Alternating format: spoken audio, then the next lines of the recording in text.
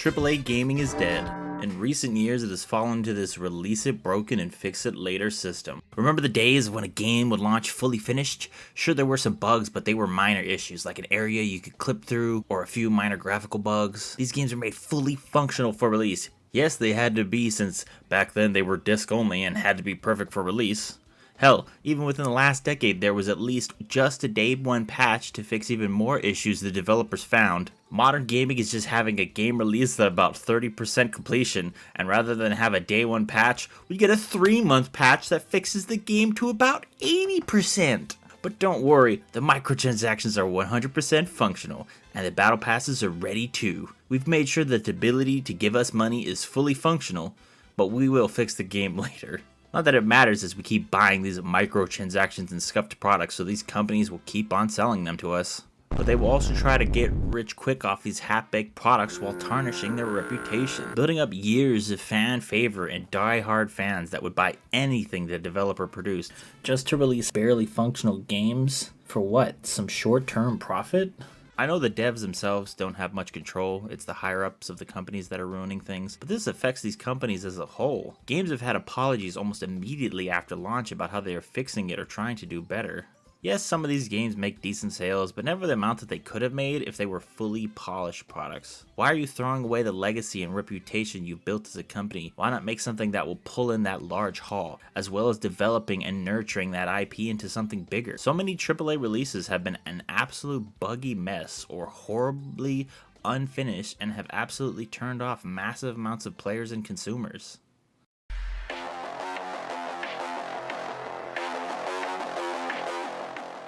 The biggest one recently being Cyberpunk and CD Projekt Red, the blatant lying about the polish and playability of the game, as well as the refunds. Having a game removed from stores because it was such an unplayable product is not a good thing, even if you fix it later. You've turned off so many customers, both new and old. Heck, even the most loyal ones have left since they felt so burned. The pure scam that the old gen console versions got is an even bigger insult to their consumers, added to the fact that they tried to hide it so much with reviewers being limited to only PC and footage being PC rendered only by CD Projekt Red. The game is better now, but Cyberpunk's horrid release has greatly affected not only the perception of the game, but also the developer as a whole. I will say the DLC has definitely helped raise their sales back up, and the improvements it will add to the game seem like a good push for it. Once the skill rework comes out, I will give it a chance. However, the next games I talk about won't be getting the same treatment from myself and most players.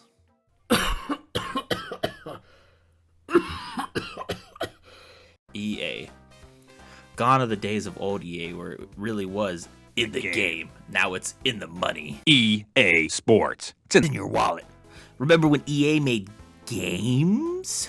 Now it's all just microtransaction gambling hellholes. FIFA Pack Opener 2023. These poor players wanting to play a soccer game. City Skylines needing to make as many DLCs as they can to show EA that this is a great game, by the way. Can still bring profits for Papa EA, since if it doesn't make money, EA will kill it. God forbid we look at Sims 4 and its total cost. $1,154.29 on Steam. What?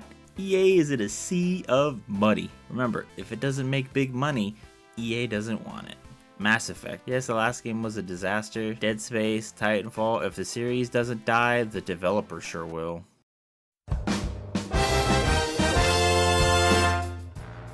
Battlefield 2042 with its barely functional servers and gameplay. Battle 2042 is so bad that people are in love with BattleBit Remastered, an essentially fan-made project that is everything that the Battlefield players want and love, but functional. Indie projects are bringing what people want, while the OG AAA companies aren't giving the players what they want, and what they do bring is a barely functional product. Bungie being tone deaf to their Destiny 2 player base as they beg for content that isn't just more paid for skins. Diadalic Entertainment, after releasing the Gollum game with a critical thud, killing the developmental branch of the studio, they're now focused on publishing, sales, and marketing. One game insta-killed their dev team. The Gollum game was just an absolute mess of a product, with a myriad of bugs. I watched a clip of a streamer light a bomb and run from it, and then just Minecraft Steve died from nothing, when apparently the bombs blew up, but there was no effect on the screen at all. Respawn Entertainment. Star Wars Jedi Survivor was mostly functional on consoles, but an absolute disaster on PC, with PCs both high-end and low-end struggling to just run the game. Unless you were those lucky few who were able to just play without any issues immediately. Congrats, Johnny, you were able to run the game. Why you? No one knows. That's the cutest fucking thing I've ever seen in my entire life. Naughty Dog was a pioneer in gaming in the early days, making certified classics and experiences in storytelling, such as Jak and Daxter, Uncharted. Now Naughty Dog is known for one thing: The Last of Us. Released in 2013, remastered in 2014, The Last of Us 2 in 2020, The Last of Us 1 remastered in 2022, a decade of one game. What gamer are you? New gamer? Old gamer? Medieval gamer? Ancient gamer? Or prehistoric gamer? The Last of Us was ported to PC with just terrible optimization, performance issues, and crashes. So many issues it was virtually unplayable for most players, once again even struggling to run well on high-end hardware. Here's the skinny.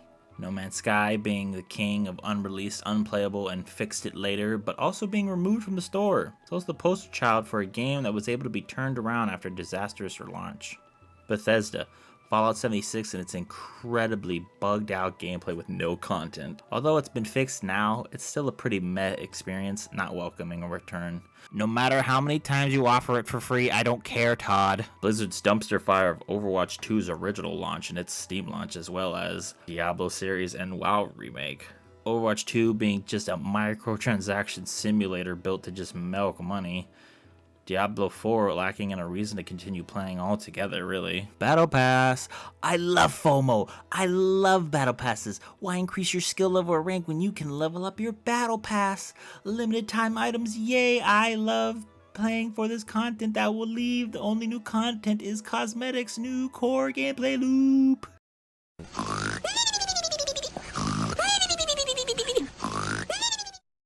I'd place Ubisoft under the mid-tier, as they aren't plagued with issues, but aren't worth the inflated price tag. Ubisoft went from making good story experiences with fun gameplay into just item collecting simulators within large, boring, empty worlds. Added with how they've been monetizing them to limit the fun. Look at Far Cry 5. Okay story with mediocre missions, and the best part, all items are locked behind high amounts of in-game cash, which, if you want to get most of the items, it will take a bit of grinding, or you could simply just buy some of those sweet, sweet silver bars. Yeah, I love spending money to get the fun stuff! Slowly devolving worlds in boring, empty environments with lackluster stories, Far Cry is another IP becoming a regular release that loses the charm it once had. Watchdogs had a great start within the first game, and the second was still enjoyable, but Legion stripped the life from the character you were supposed to care and build a connection with, turning into an empty world with characters that are just pawns and hold no value to the player.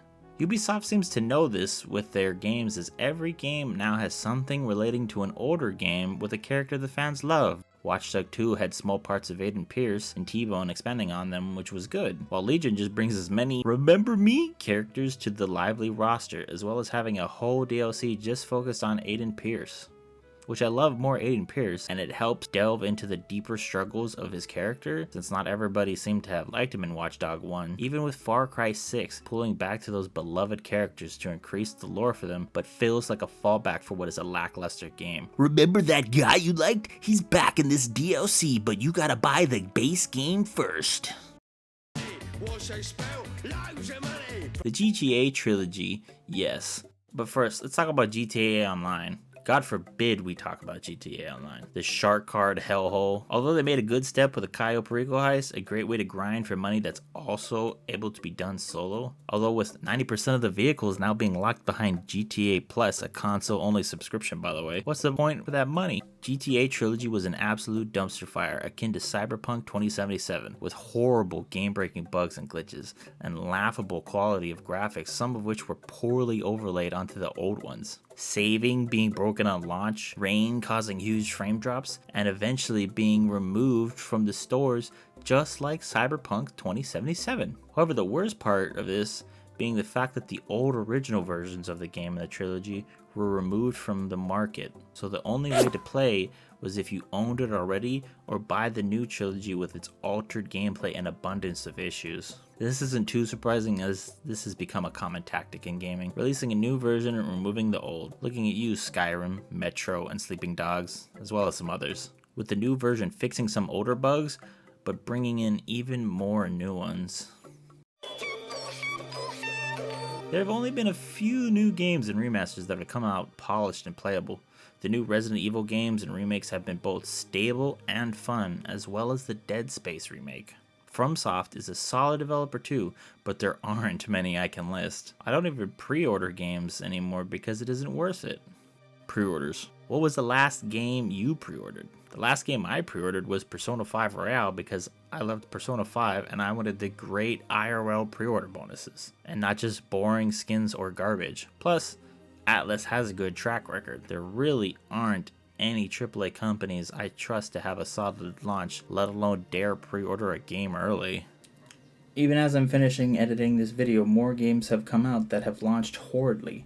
Ark Survival Ascended, Payday 3, COD Modern Warfare 3, City Skylines 2, and Lord of the Fallen.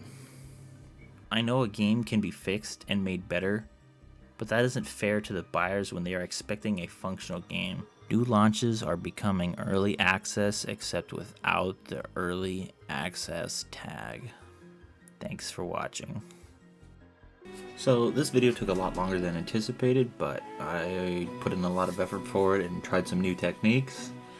And I'm happy with what came out of it. I'm also thinking about streaming on this channel, probably some of the things that I've been wanting to play, such as making more progress in Isaac Repentance, and maybe even going through some of the Dark Souls games.